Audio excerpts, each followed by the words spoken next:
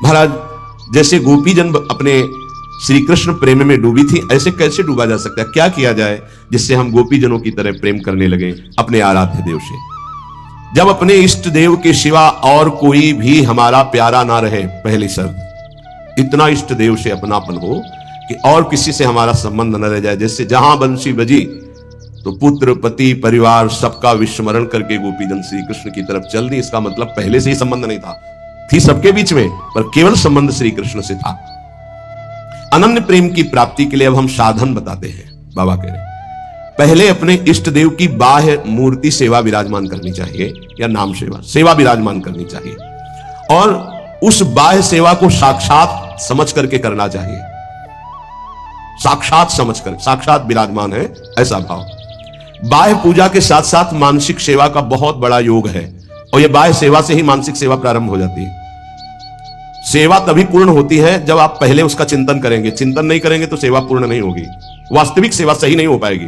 पहले आश्री जी को कौन सा पोशाक धारण कराना है, कौन सी पत्रावली करनी है, और कैसे केशपाश समा, आज कौन से कुंडल, अच्छा ऐसे कुंडल, ऐसे ऐसे, और आज भोग में क्या क्या, ये भोग में ऐसे श्री जी यहाँ विराजमान होंगे, ऐसे होगा, ऐसे छत्र होगा, ऐसे भोग लगेगा। पूरी मानसिक चिंतन होता है, फिर वो सेवा प्रगट में होती है।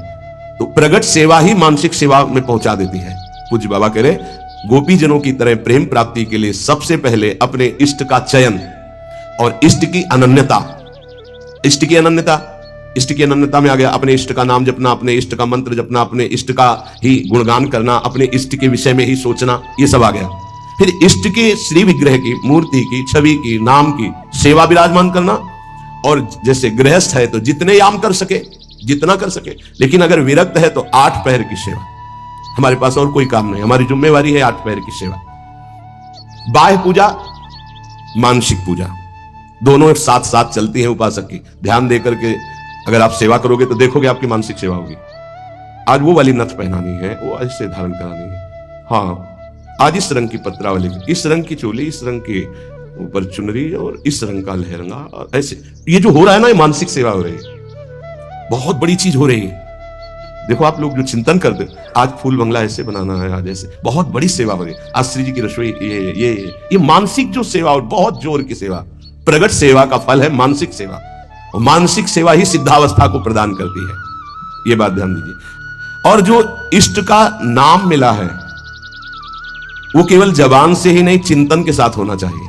प्रेम की बात कर रहे हैं, केवल हम जबान से रट रहे मंगल है, लेकिन यहां कह रहे हैं गोपी प्रेम की बात, गोपी जैसा प्रेम, उसका चिंतन होना चाहिए। जैसे राधा राधा, तो हमारा चिंतन भी हो रहा है। बाह्य जप से बहुत समय लगेगा, जब बाह्य जप और आंतरिक चिंतन दोनों एक साथ होंगे, बहुत जल्दी वासनाओं का नाश होकर आनंद की उत्पत्ति होती है। केवल बाह्य जप से बहुत काल के बाद लाभ मिलता है, बाह्य जप के साथ आंतरिक ध्यान से बहुत जल्दी लाभ प्राप्त होता है। इष्ट देव का चयन, इष्ट देव की अनन्यता, इष्ट देव की प्रगट सेवा, मानसिक सेवा, और इष्ट देव का नाम ध्यान सहित जप, और इष्ट देव के ही गुणों का चिंतन करना। हमारी श्री जी का ऐसा स्वभाव, हमारे लाल जी का ऐसा स्वभाव, उन्हीं की तरफ चिंतन करना। अन्य सब संबंध चिंतन को छोड़ना गोपी प्रेम की प्राप्ति है।